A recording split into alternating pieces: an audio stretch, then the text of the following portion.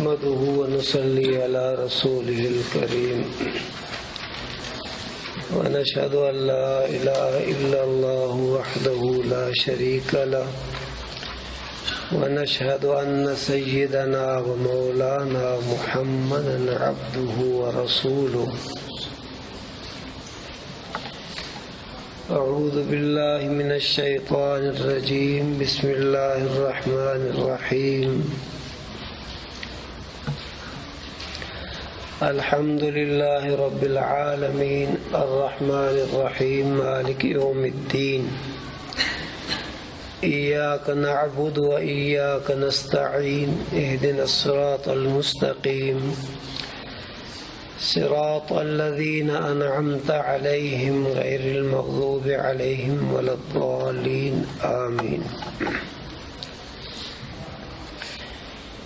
میرے عزیز اور دوستوں، ساتھیوں اور بھائیوں، پہلی بات تو یہ ہے کہ ہم اپنے مقام کو جان لیں کہ ہم کیا ہیں اور ہماری کیا حیثیت ہے. ہم اپنی منصب کو جان لیں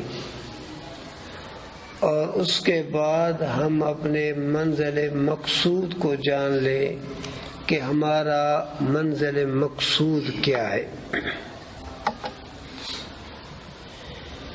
اللہ تعالیٰ کی بہت سی نعمتیں ہیں جن کا شمار بھی ناممکن ہے، لیکن ان تمام نعمتوں میں ایک اہم نعمت جو ہے وہ علم کی نعمت ہے.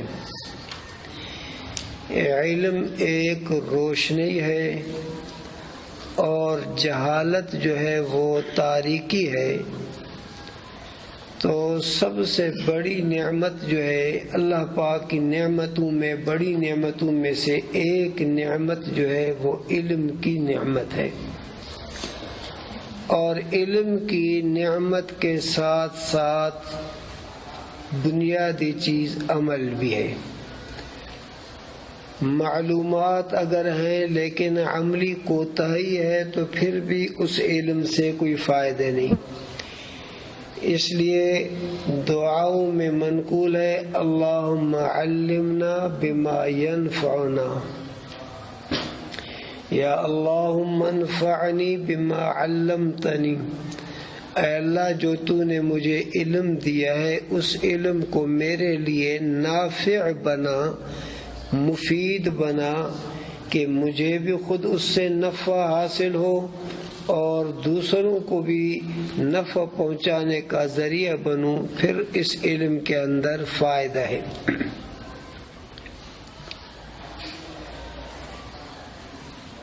پہلے زمانے میں لوگ اپنی اولادوں کو وقف کرتے، لیکن وقف کی صورت یہ ہوتی تھی کہ وہ اپنی اولادوں کو وقف کرتے دین کے لیے، ان سے دنیاوی کام بھی نہ لیتے اور وہ رشتہ نکاح وغیرہ بھی نہ کرتے، دنیاوی کوئی بھی وہ کاروبار نہ کرتے، وہ بالکل دین کے لیے وقف ہوتے. جیسے کہ امرأت عمران نے جب محسوس کیا کہ میرے پیٹ کے اندر بچہ ہے تو انہوں نے دعا کی رب انی نذرت لک ما فی بطنی محررا فتقبل منی انک انت السمیع العلیم. یا اللہ، میرے پیٹ کے اندر جو بچہ ہے، اگر یہ بچہ ہو، مذکر ہو، تو میں نے اس کو آپ کے دین کے لیے وقف کر دیا ہے، آپ اس وقف کو قبول فرمائے. اور امت محمدیہ صلی اللہ علیہ وسلم کے اندر بھی وقف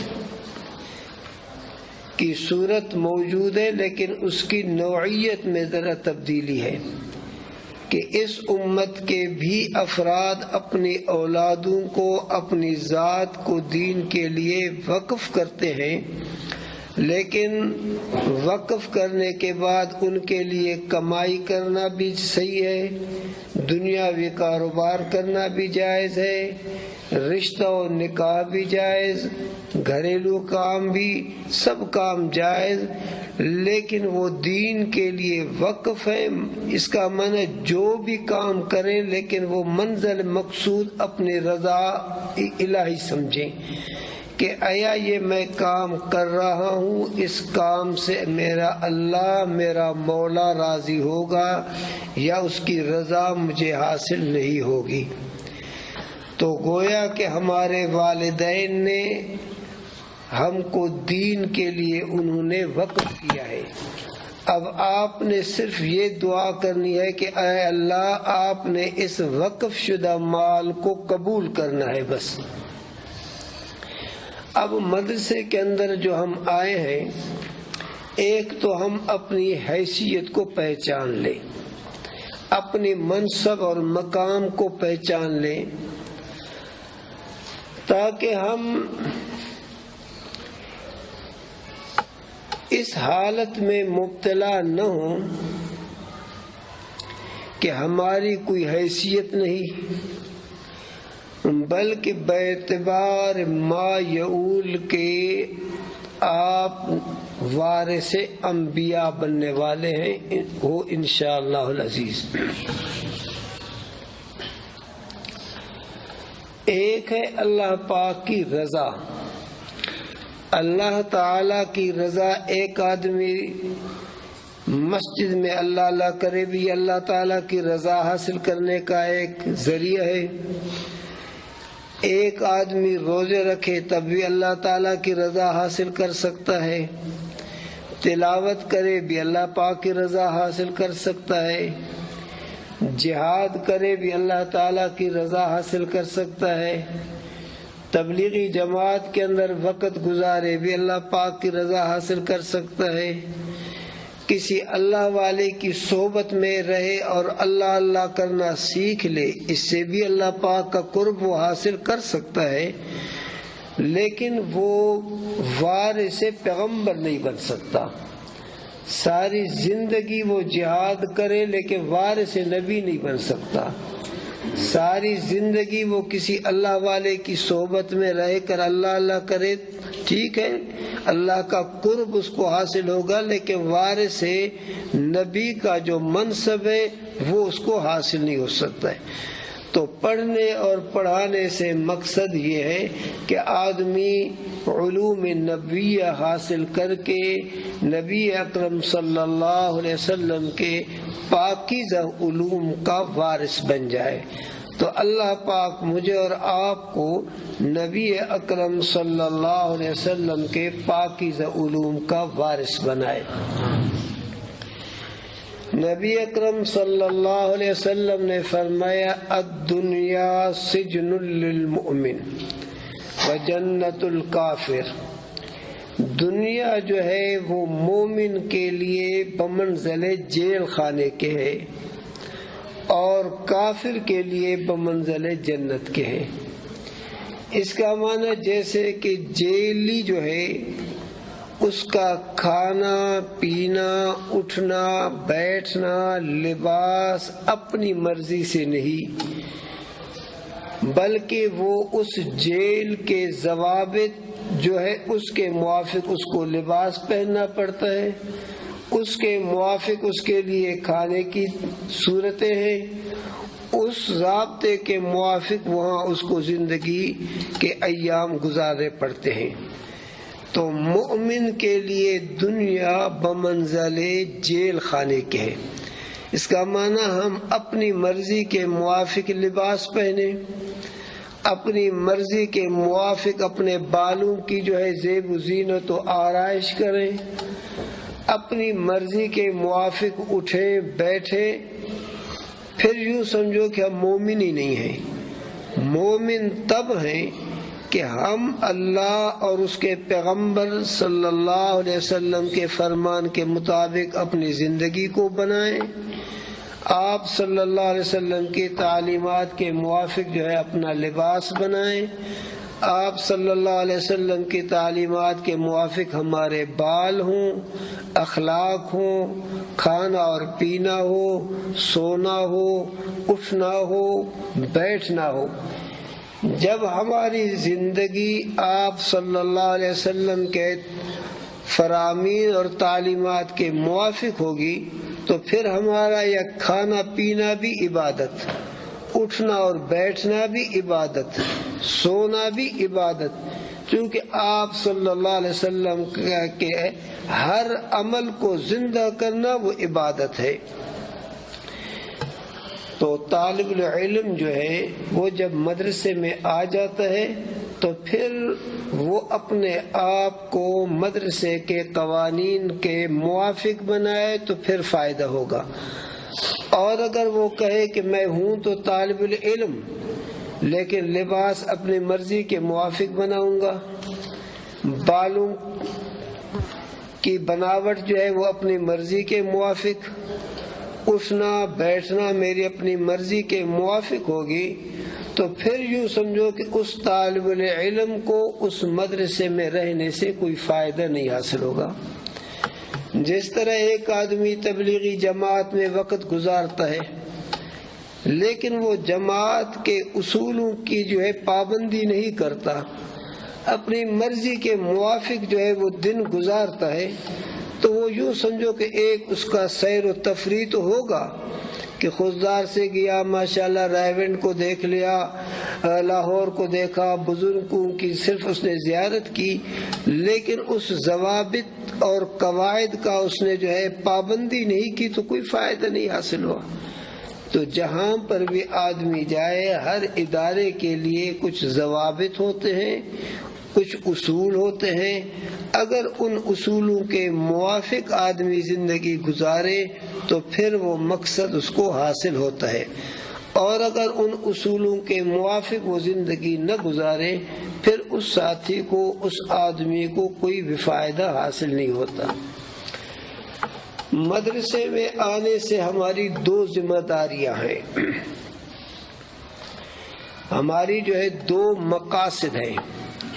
اللہ تعالیٰ نے ان دونوں مقاصدوں کا ذکر فرمایا، ایک تو لیتفقہوا فی الدین، کہ مدرسے میں جب آدمی رہے محنت کرے، اور محنت سے تاکہ دین کی سمجھ اور فہم حاصل ہو، اور اس کے بعد جب مدرسے سے نکل جائے تو پھر وَلْيُنذِرُوا قَوْمَهُمْ إِذَا رَجَعُوا إِلَيْهِمْ، پھر قوم کے اندر محنت کرے، جو کچھ مدرسے میں پڑھا ہے وہ اپنے محلہ، اپنا گھر، اپنے رشتہ دار، عامت المسلمین کے اوپر محنت کر کے ان کے اعمال کی اصلاح، عقائد کی درستگی، اخلاق کی درستگی پر محنت کر کے ان کو اللہ تعالی سے ان کو قریب لائے۔ تو گویا کہ ہم اب تک پہلی سیڑھی میں ہیں۔ پہلی سیڑھی ہے کہ لیتفقہوا فی الدین، محنت کر کے دین کے اندر سمجھ بوجھ حاصل کرے، اور سب سے پہلی بنیادی چیز ہے اصلاح نیت۔ نیت اگر درست ہو تو پھر اس پڑھنے پڑھانے سے ہر دینی کام موقوف ہے نیت پر، چاہے پڑھنا پڑھانا ہو، چاہے امامت ہو، چاہے اذان ہو، چاہے جہاد ہو، چاہے سیاست ہو، چاہے تبلیغ ہو، چاہے تصنیف ہو، چاہے حدیث پڑھائے، تفسیر پڑھائے، بنیاد ہے نیت۔ اگر نیت درست ہے تو اللہ پاک اس کی نیت کے موافق اس کو صلہ اور بدلت عطا فرماویں، اور اگر نیت کے اندر کوئی فاسد خیالات ہیں تو پھر اس کو پڑھنے پڑھانے کا بھی کوئی فائدہ نہیں، یا کسی اور دینی شعبے میں لگا ہوا ہے لیکن نیت کے اندر فساد ہے تو پھر کوئی فائدہ نہیں۔ اس پڑھنے اور پڑھانے سے مقصد یہ ہو کہ ہم قرآن اور حدیث کا فہم حاصل کریں، کیونکہ علم صرف کے بغیر قرآن فہمی کا دعویٰ کرنا سراسر جھوٹ اور غلط ہے۔ کہ ایک آدمی اگر علم صرف سے علم نحو سے واقف نہیں اور پھر وہ دعویٰ کرتا ہے کہ میں مفسر ہوں، میں قرآن اور حدیث کی جو ہے بالکل روح کو جانتا ہوں، قرآن اور حدیث کا فہم اور سمجھنا وہ ان علوم پر موقوف ہے۔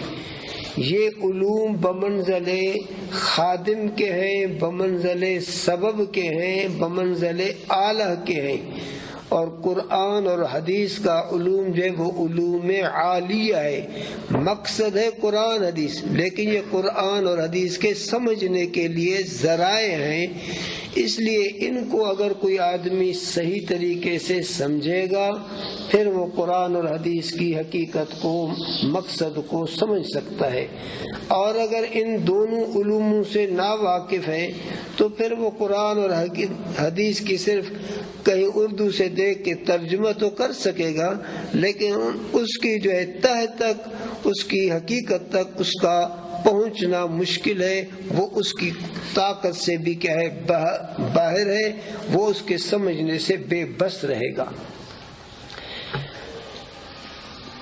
دوسری بات یہ ہے کہ مدرسے میں رہتے ہوئے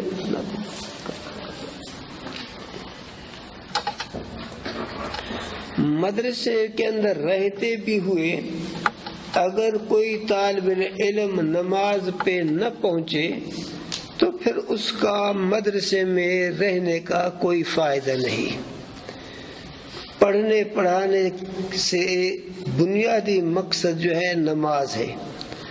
اذان جب ہو، اذان کے بعد کمروں میں بیٹھنے کو، لیٹنے کو جو طالب علم اپنے لیے حرام سمجھے، وہ سمجھے کہ میں صحیح پٹڑی پہ جا رہا ہوں، اور اگر مؤذن کہتا ہے حی علی الصلاۃ حی علی الفلاح، اور اس کے بعد اٹھانے والے بھی دروازے کو کھٹکھٹاتے ہیں، حضرت صاحب اٹھو، حضرت صاحب اٹھو، لیکن حضرت صاحب میں بالکل کوئی فرق ہی نہیں آتا، پھر یہ طالب علم سمجھے کہ صرف میں مدرسے میں جان اپنا جو ہے پال رہا ہوں، جسم پال رہا ہوں، باقی وہ پٹڑی سے یوں سمجھے کہ میں ہٹا ہوا ہوں۔ تو بنیادی چیز جو ہے نماز ہے۔ جب اذان ہو، اذان کے بعد یا تو آدمی نماز اگر باوضو ہے تو مسجد میں آ جائے، اگر وضو نہیں ہے تو پھر نماز کی تیاری کرے، وضو بنائے۔ باقی کمروں میں بیٹھنا، پڑھنا، تلاوت کرنا یہ بالکل حرام ہے۔ اذان کے بعد جو ہے وہ مسجد میں آئے، اب مسجد میں اس کی مرضی تلاوت کرے، مسجد میں اس کی مرضی ذکر و اذکار کرے، مسجد میں اس کی مرضی خاموش بیٹھے، مسجد میں اس کی مرضی جو ہے نفل پڑھے، تلاوت کرے، سبق یاد کرے۔ باقی اذان کے بعد کمروں کے اندر تلاوت کو بھی اپنے لیے حرام سمجھے۔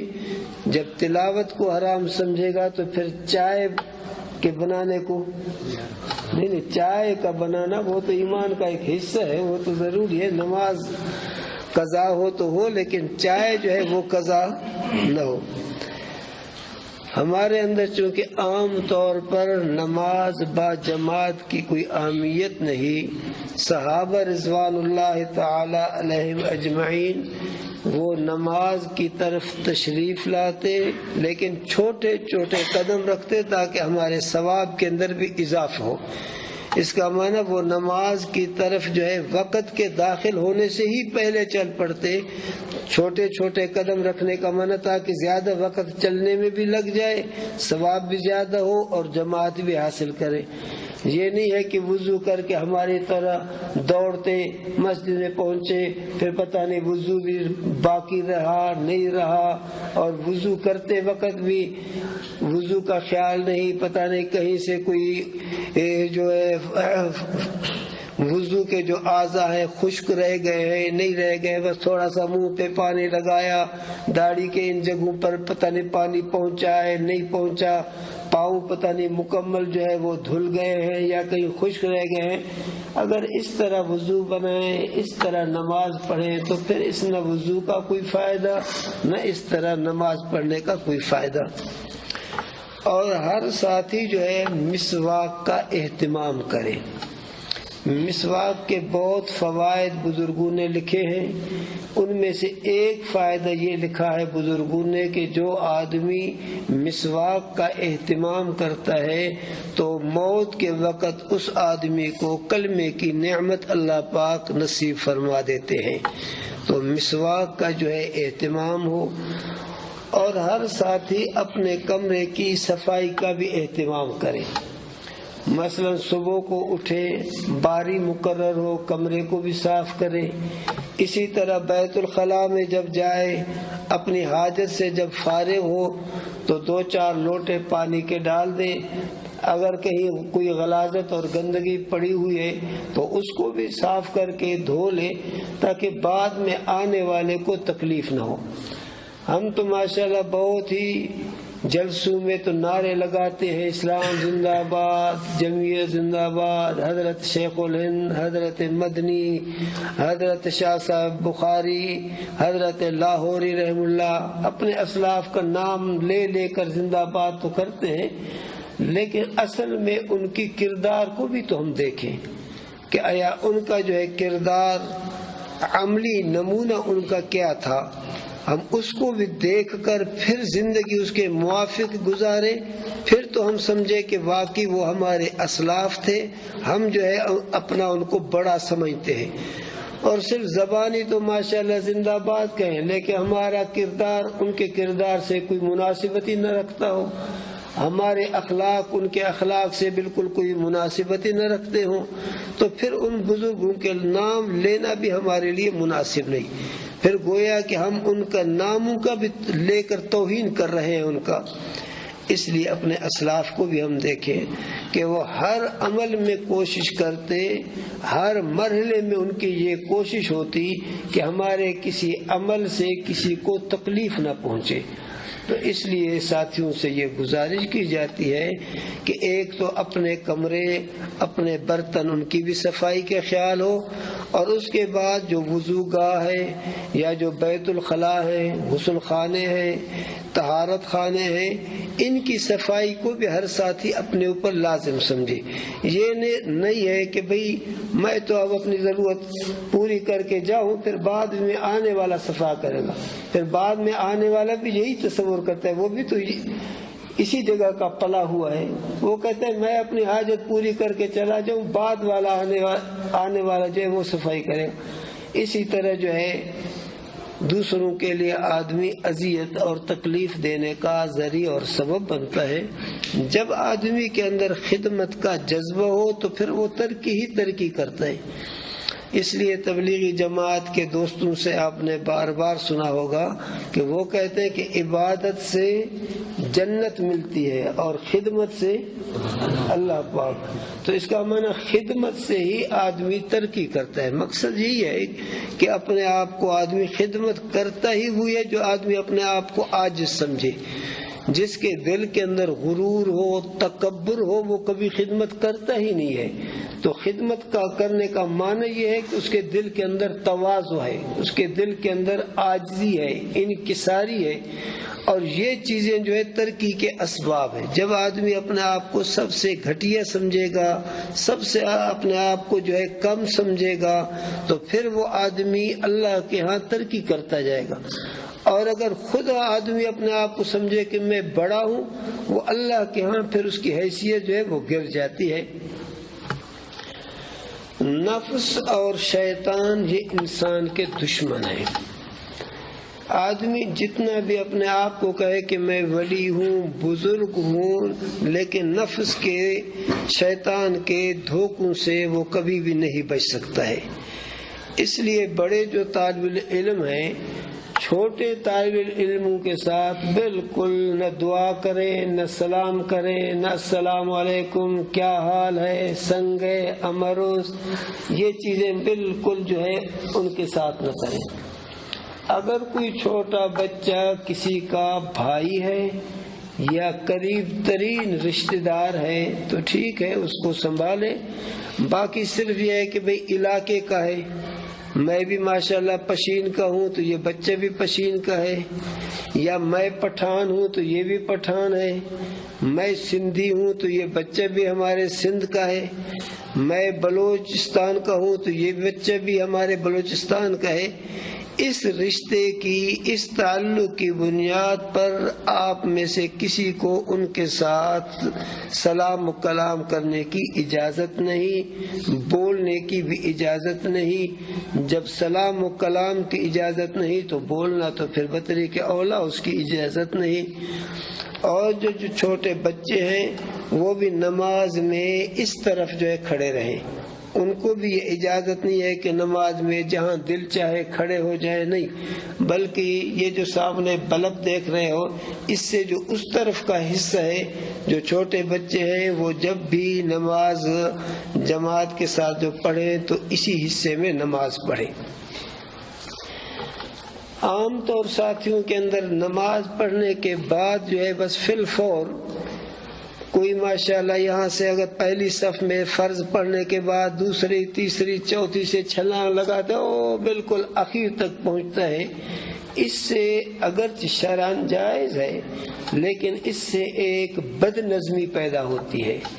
اس لیے ہر ساتھی کی کوشش حتی الوسع یہ ہو کہ جہاں اس نے فرض پڑھ لی ہے وہیں پہ یا اس کے قریب قریب 2-4 فٹ کے فاصلے پر جو ہے، چلو پہلی صف میں اگر فرض پڑھا ہے تو اب دوسری صف کے اندر سنت پڑھ لے، یا پہلے جو ہے دائیں طرف تھا اب وہ بائیں طرف سنت پڑھ لے۔ باقی یہ طریقہ جو ہے بد نظمی کی ایک صورت ہے کہ یہاں سے جو ہے اس برآمدے میں پہنچ گیا سنت پڑھنے کے لیے۔ کوئی حضرات ماشاءاللہ خیمے میں پہنچ جاتے ہیں جو بڑے چالاک ہیں، چالاک کا معنی ٹھگ، جن کو سنت کی توفیق نصیب نہیں ہوتی، وہ سمجھتے ہیں کہ شاید اب ہم خیمے میں جائیں گے سنت پڑھنے کے لیے۔ یہاں سے ان کی نیت تو خیر صحیح ہوگی، گمانی نہیں کرتے، لیکن جب خیمے میں پہنچتے ہیں تو وہ شیطان ان کو گردن سے پکڑ کے لٹا دیتا ہے، کہتے ہیں سو جاؤ، ابھی سو جاؤ، 2 منٹ تھکے ہوئے ہو، آرام کرو پھر سنت پڑھنا۔ بس پھر وہ لیٹ گیا تو حضرت صاحب لیٹ گیا، بس پھر وہ سنت ان سے بھی بالکل رہ جاتا ہے۔ اس لیے کسی ساتھی کو کمروں میں، خیموں میں نماز کے بعد سنت پڑھنے کے لیے جانے کی اجازت نہیں ہے۔ مسجد اللہ کا گھر ہے، مسجد کے اندر سنت پڑھ لیں۔ کسی کو اگر نوافل کی توفیق ہے کم از کم 2 رکعت نفل بھی ہر فرض نماز کے بعد جہاں جائز ہے، جیسے کہ ظہر ہے، مغرب ہے، عشاء ہے، ان کے پاس جو ہے بعد سنن اور نوافل جائز ہیں۔ نوافل کا بھی آدمی اپنے اندر جو ہے اہتمام کرے۔ ایک ہے مکتوبات، جو اللہ تعالیٰ نے ہمارے اوپر نمازیں فرض کی ہیں، وہ تو فرض ہی فرض ہے۔ ان نمازوں کے ذریعے سے آدمی جو ہے اللہ تعالیٰ کا قرب حاصل نہیں کر سکتا۔ اللہ تعالیٰ کا قرب حاصل ہوتا ہے مندوبات سے، نوافل سے۔ اس لیے اور اگر زیادہ نہیں تو کم از کم ہر فرض نماز کے بعد جو سنن ہے ان کے بعد 2 رکعت نفل پڑھ لے۔ پھر قیامت کے دن جو ہے اس کا نتیجہ وہ دیکھ لے گا کہ اللہ پاک نے جو ہے ان نوافل کے بدلے میں میرے اوپر کیا انعامات فرمائے ہیں۔ اس لیے ساتھیوں سے گزارش ہے کہ فرض نماز بھی پڑھ لیں اہتمام سے، تکبیر اولیٰ کے ساتھ، اس کے بعد کوشش کریں سنتیں وہی نزدیک پڑھنے کی۔ یہ نہیں ہے کہ یہاں سے اس برآمدے میں کوئی چلا گیا، کوئی ادھر چلے گئے، پھر 2-4 ادھر چلے گئے، پہلے ماشاءاللہ کچاری شروع کر دیں گے، یا ادھر چلے گئے پہلے تو ایک دوسرے کے ساتھ ماشاءاللہ باتیں شروع کر دیں گے، پھر سنتوں کی توفیق ہو یا نہ ہو وہ بعد کی بات ہے۔ اس لیے یہ بالکل طرز جو ہے غلط ہے۔ اور جمعے کے دن بھی ساتھی اپنی اپنی جگہوں پر جو ہے نماز کے بعد سنتیں پڑھ لیں۔ جمعے کے دن بھی ساتھیوں کو دیکھا جاتا ہے کہ ماشاءاللہ شہری جو لوگ ہیں وہ اب تک سنت اور نوافل پڑھ رہے ہیں، طالب جان ماشاءاللہ وہ 1 ہی سیکنڈ کے بعد خیمے میں پہنچ گیا، کمرے میں پہنچ گیا، چلو خیمہ اور کمرے میں پہنچے، کم از کم پھر منہ تو بند رکھے، پھر بھی غنیمت نہیں، پھر بڑھ شروع کر کے نماز پڑھنے والوں کے لیے بھی وہ تکلیف دینے کا ذریعہ بن جاتا ہے۔ اس لیے جمعے کے دن بھی اہتمام سے نوافل پڑھو، سنن پڑھو۔ اس کے بعد یہ برآمدوں کے اندر بیٹھنے کی کسی ساتھی کو اجازت نہیں۔ نوافل اور سنن سے آپ فارغ ہو گئے، اپنے خیمے میں، اپنے کمروں میں چلے جائیں۔ شہری لوگ جو ہیں وہ ہمیں دیکھتے ہیں کہ آیا یہ دیندار ہیں، ان کے آداب اور ان کے اخلاق کیا ہیں۔ وہ ہمارے پڑھنے سے واقف نہیں ہے کہ یہ کیا پڑھ رہے ہیں، مثلا یہ حافظ ہے، قرآن پاک اس کو یاد ہے نہیں ہے، تجوید درست ہے، فقہ کے اندر کیا مسائل سے واقفیت رکھتا ہے، صرف اور نحو کے قواعد اور ضوابط اس کو یاد ہے نہیں۔ وہ تو دیکھتا ہے طالب علم کے اخلاق کو۔ اب ہم بھی نماز کے بعد، وہ بھی آتے ہیں قسمتی جمعے میں ایک دن، اور نماز کے بعد ماشاءاللہ 2-4 ساتھی ادھر بیٹھ گئے، 2-4 ادھر گپ شپوں میں مصروف ہیں، پھر تو سمجھو کہ ہم ان لوگوں کو دین سے بھگانے کا ذریعہ بن رہے ہیں، دین سے متنفر کرنے کا ذریعہ بن رہے ہیں۔ اس لیے ساتھیوں سے گزارش ہے کہ جمعے کے دن جہاں فرض پڑھو بس وہی سنت پڑھو، نوافل پڑھو۔ جب سنن اور نوافل سے جو ساتھی فارغ ہو وہ سیدھا اپنے خیمے میں چلا جائے، یا کسی کے لیے کمرہ ہے تو وہ اپنے کمروں میں چلے جائیں۔ باقی یہ مسجد کے صحن میں، برآمدوں میں 4-4 5-5 کا ٹولی بنا کر بیٹھنا، گپ شپ لگانا، یہ طرز عمل بالکل چھوڑ دیں۔ یہ طرز عمل جو ہے انتہائی غلط طریقہ ہے۔ اور سب سے جو آخری بات عرض کروں وہ ہے موبائل۔ موبائل جو ہے جس طالب علم کے پاس ہے وہ یوں سمجھے کہ اپنے گھر میں بیٹھا ہوا ہے، وہ پڑھنے کے لیے آیا ہی نہیں ہے۔ اس لیے موبائل ساتھی بطیب قلب اپنے دل کے خوشی سے یہ جمع کر دیں۔ ہفتے کی رات کو عشاء کے بعد جو ہے اپنے ذمہ دار جو نگران ساتھی ہے اس کے پاس جمع کرا دیں، پھر وہ جو ہے استاد مولانا علاء الدین صاحب کے ہاں جمع کرا دیں گے۔ پھر جمعے کی رات کو جو ہے جمعہ رات عصر کے بعد آپ کے موبائل آپ کو ملیں گے۔ ہاں اگر درمیان میں کسی ساتھی کو ضرورت ہے تو پھر بھی استاد علاء الدین صاحب سے وہ اجازت لے لے کہ بھئی مجھے 2 دن کی ضرورت ہے، 1 دن کی ضرورت ہے، کوئی کام ہے، ٹھیک ہے۔ باقی یہ طریقہ غلط ہے کہ 2 موبائل ہیں ماشاءاللہ وہ سیدھا سادہ والا جمع کیا، باقی جو بڑا اس کے قد کے برابر کا ہے، جس میں اس کا بھی فوٹو آ سکتا ہے، اس کے ساتھ ساتھ مجھ جیسے غریبوں کا بھی فوٹو جو ہے آ سکتا ہے، وہ ماشاءاللہ حضرت صاحب جو ہے وہ اپنے پاس رکھا ہوا ہے، خیمے میں پہنچ گیا بس اس کو کھول کر اب دیکھ رہا ہے، گھر کی تصویریں دیکھ رہا ہے، دوستوں کی تصویریں دیکھ رہا ہے، مجھ جیسے بوڑھوں کی بھی تصویریں ماشاءاللہ دیکھ رہا ہے۔ یہ ساتھی انتہائی ناشائستہ حرکتوں میں ہے گویا کہ۔ پہلے تو یہ تصویریں لینا، تصویر رکھنا یہ شرعاً بالکل حرام ہے، چاہے کسی عالم دین کی تصویریں ہوں، چاہے کسی رشتہ دار کی تصویریں ہوں، ذی روح چیزوں کی تصویریں لینا، تصویر رکھنا، تصویروں کو دیکھنا، مفتی حضرات نے اس کو ناجائز قرار دیا ہے۔ یہ عمل آدمی کے علم کے اندر جو ہے نقص پیدا کرتا ہے، علم میں اس سے ترقی پیدا نہیں ہوتی۔ اس لیے ساتھیوں سے گزارش ہے کہ کوئی ساتھی ٹھگ نہ بنے، سچا ساتھی بنے۔ سچا یہ ہے کہ بھئی یہ میرے پاس موبائل ہے، موبائل بما سم کے وہ جمع کر دے تاکہ پھر یکسوئی سے وہ پڑھ لیں، یکسوئی سے پھر پڑھنے کا اس کو فائدہ ہوگا۔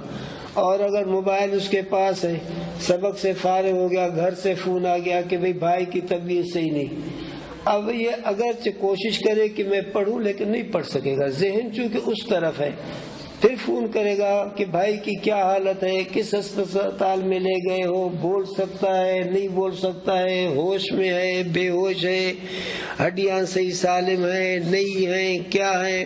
بس پھر پوری سوچ اور فکر جو ہے وہ اسی طرف جو ہے مبذول ہو جاتا ہے، اور نتیجہ یہ ہوتا ہے کہ 2 دن 3 دن 4 دن تک تو فون پہ رابطے کرتے کرتے آخر چوتھے دن کہتا ہے جی بھائی میرا سخت بیمار ہے، مجھے اجازت ہو تو یہ ہو تو وہ ہو.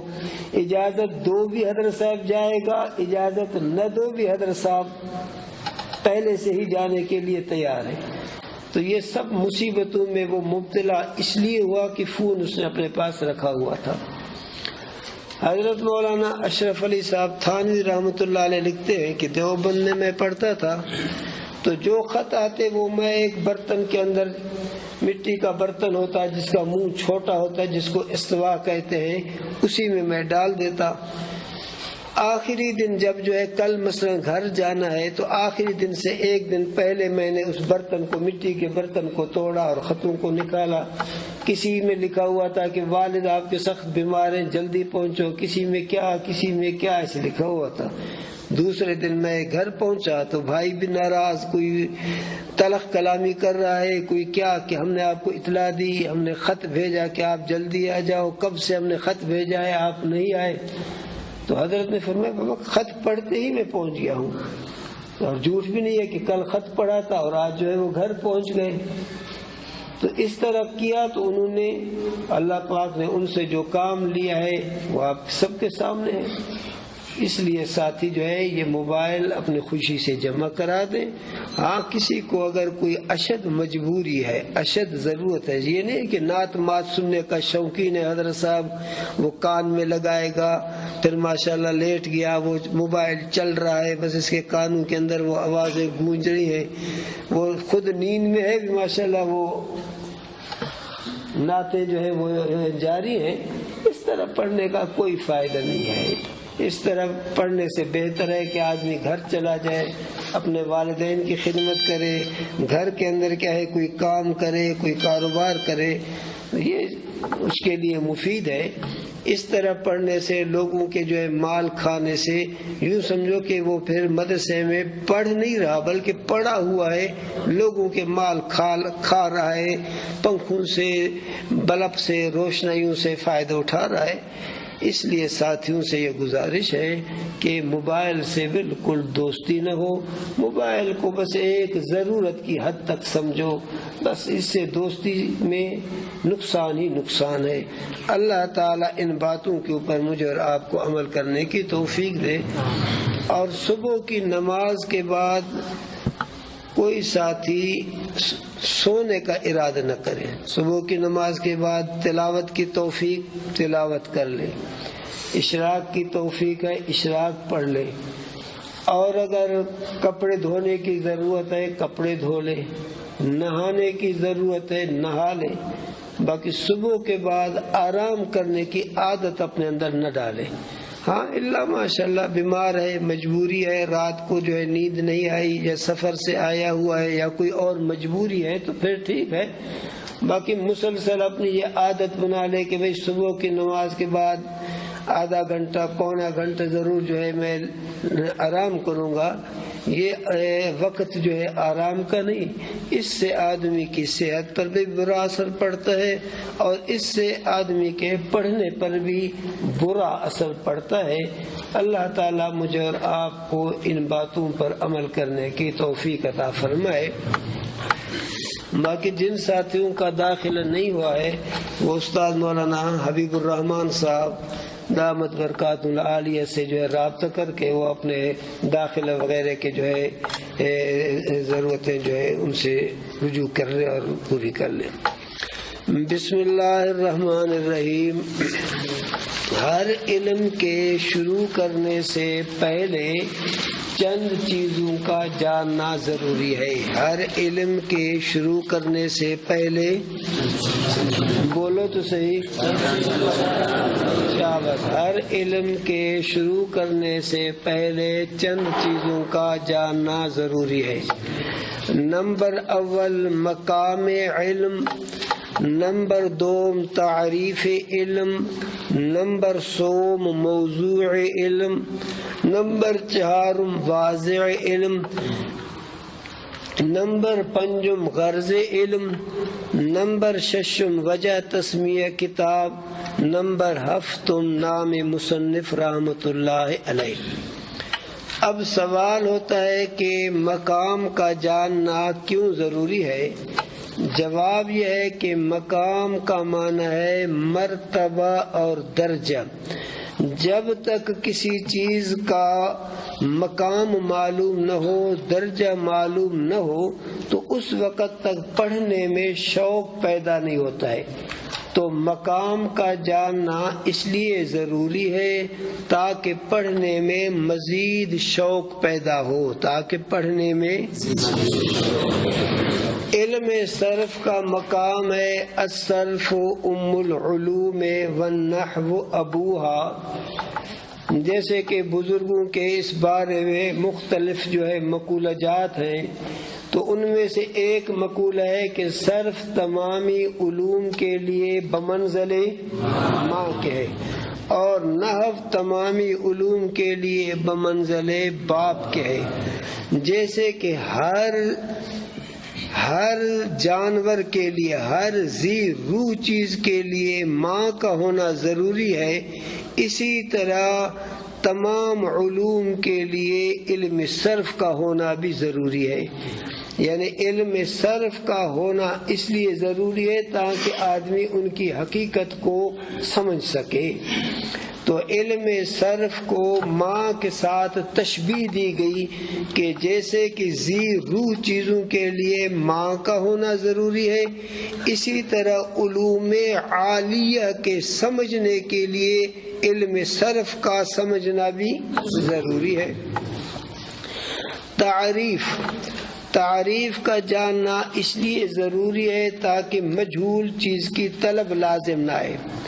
تعریف کا لغوی معنی ہے ما یعرف بہ الشیء، جس چیز کے ساتھ کسی چیز کو پہچانا جائے اس کو کہا جاتا ہے تعریف۔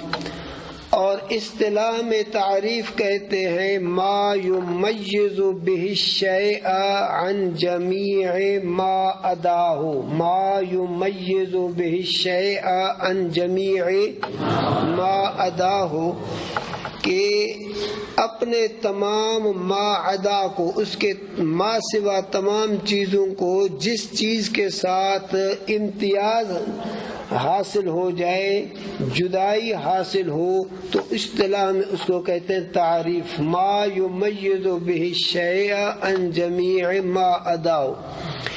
علم صرف کی تعریف ہے الصرف علم باصول یعرف بها احوال ابنیت الکلمت الثلاث من حیث اصل و بناء و تعلیل۔ رد و بدل کی جگہ پر آپ کہہ دیں تعلیل۔ بزرگان دین نے علم صرف کے کئی تعریف لکھے ہیں۔ علم صرف کے نام بھی بہت ہیں، علم الصرف، علم الاشتقاق، علم التصریف، نام بھی بہت ہیں لیکن مقصد ایک ہی ہے، اور تعریفیں بھی مختلف انہوں نے لکھی ہیں علم صرف کی۔ تو ان تعریفوں میں سے ایک تعریف جو مشہور معروف ہے وہ یہی ہے الصرف علم باصول یعرف بها احوال ابنیت الکلمت الثلاث من حیث اصل و بناء و تعلیل۔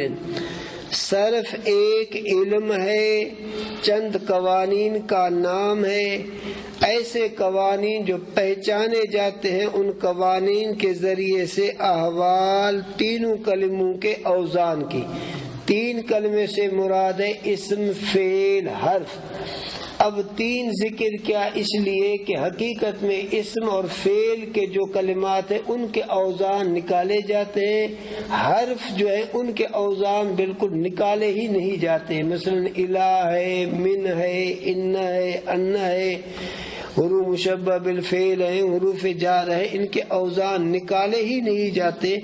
لیکن کتاب والے نے چونکہ اکثریت کا لحاظ کر کے کلمت الثلاث کہہ دیا کہ کہ پہچانے جاتے ہیں ان اصولوں کے ذریعے سے حالت اوزان 3 کلموں کی، یعنی اسم فعل حرف کی، باعتبار اصل کے، باعتبار بنا کے، باعتبار تعلیل کے۔ باقی بنا کیا چیز ہے اور تعلیل کیا ہے وہ انشاءاللہ اپنے اپنے جگہوں پر جب آئیں گے تو عرض کر دوں گا۔ نمبر 100 موضوع۔ سوال ہوتا ہے کہ موضوع کا جاننا کیوں ضروری ہے؟ جواب یہ ہے کہ موضوع کا جاننا اس لیے ضروری ہے تاکہ مقصود اور غیر مقصود میں امتیاز حاصل ہو جائے، تاکہ مقصود اور غیر مقصود کے اندر امتیاز حاصل ہو۔ موضوع کا لغوی معنی ہے رکھا ہوا، موضوع کا لغوی معنی ہے رکھا ہوا، اور اصطلاح میں موضوع کہتے ہیں ما یبحث فی العلم عن عوارضہ الذاتیہ، ما یبحث فی العلم عن عوارضہ الذاتیہ، کسی علم میں اس کے عوارضات ذاتیہ سے بحث کرنا۔ علم صرف کا موضوع ہے کلمات لغت عرب من حیث الصیغہ، یعنی الفاظ زبان عرب کے باعتبار صیغے کے۔ تو علم صرف کا موضوع کیا ہے؟ کلمات الفاظ زبان عرب کے باعتبار صیغے کے۔ نمبر 4 واضح۔ واضح کا جاننا، سوال ہوتا ہے کہ واضح کا جاننا کیوں ضروری ہے؟ جواب یہ ہے کہ واضح کا جاننا اس لیے ضروری ہے تاکہ اس کے علمی مرتبہ کی وجہ سے اس فن کی قدر اور اہمیت ہمارے دلوں میں بیٹھ جائے۔ واضح کا جاننا، بزرگ تسبیح جیب میں ڈالو، تسبیح کا ایک وقت ہے، ہاں تسبیح جیب میں ڈال دو۔ اتنی بات آ گئی ذہن میں۔ سوال ہوتا ہے کہ واضح کا جاننا کیوں ضروری ہے؟ جواب یہ ہے کہ واضح کا جاننا اس لیے ضروری ہے تاکہ اس کے علمی مرتبہ کی وجہ سے اس فن کی قدر اور اہمیت ہمارے دلوں میں بیٹھ جائے۔ علم صرف کے واضح کے بارے میں مختلف اقوال ہیں۔ بعض کہتے ہیں کہ علم صرف کا واضح ہے حضرت معاذ بن مسلم الحروی۔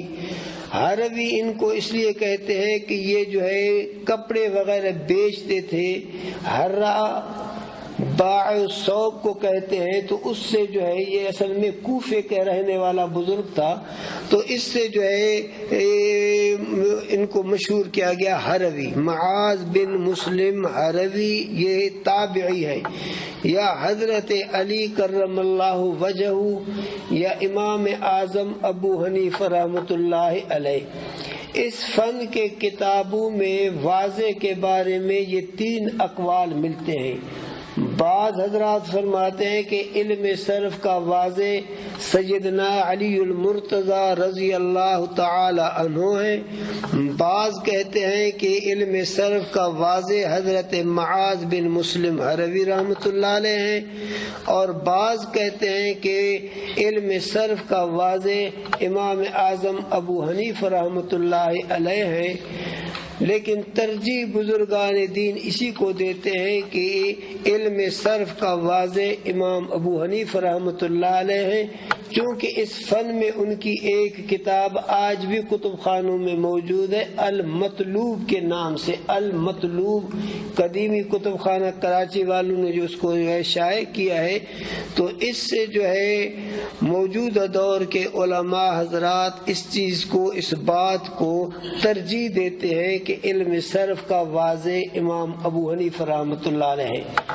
تو ان تینوں پاکیزہ نفوس میں سے جو بھی واضح ہو، تو حضرت علی کا درجہ بھی کوئی کم نہیں، حضرت معاذ رضی اللہ رحمۃ اللہ علیہ کا درجہ بھی کم نہیں، امام ابو حنیفہ کا درجہ بھی کوئی کم نہیں ہے۔ اپنے اپنے اعتبار سے ہر ایک جو ہے علم کے، عمل کے پہاڑ ہیں۔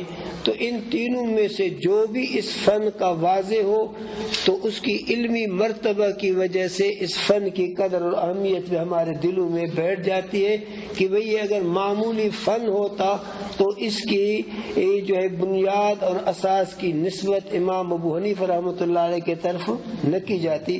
جب اس کی طرف اس کی نسبت کی جا رہی ہے تو معلوم ہو گیا کہ یہ ایک اہم فن ہے، فنون میں سے ایک اہم فن ہے. اور ہے غرض. چلو آج اتنا ہی کافی ہے، پھر انشاءاللہ کل سے سبق پڑھیں گے. باقی ساتھی جو ہے بازار جانے سے بالکل اجتناب کریں. عصر کے بعد جو ہے ساتھی